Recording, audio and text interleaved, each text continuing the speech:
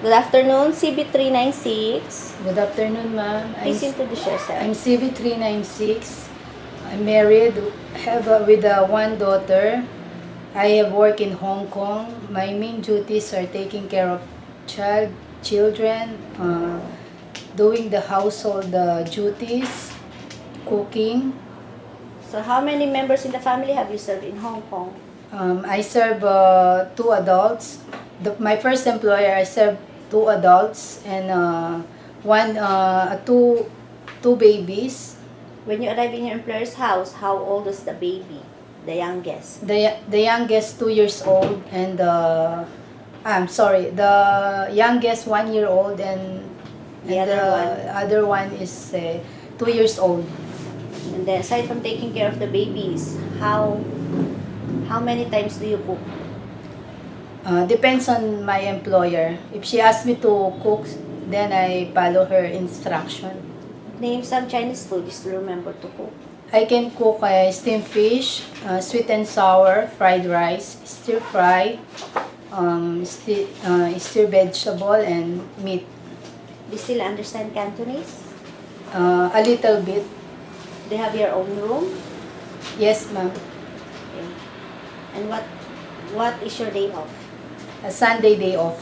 What if this time your employer cannot provide you a Sunday off but instead on weekdays? Is that okay with you? It's okay with me. Can you promise your employer not to invite old friends in your employer's house?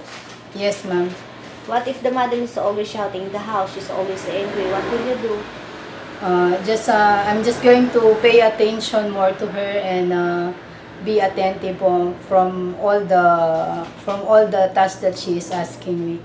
Can you promise your employer not to do lending during your employment period? Yes, ma'am.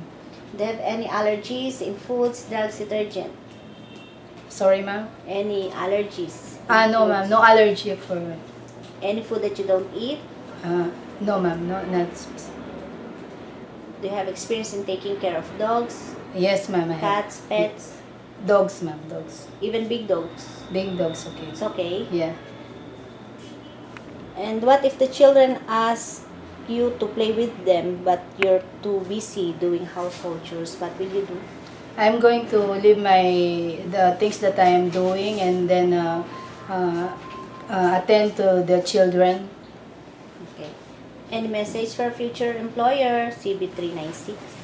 Dear Sir, Madam, if you hire me, I will do my best and I will be more hardworking and follow your instruction. Thank you very much. Thank you for coming. Good day.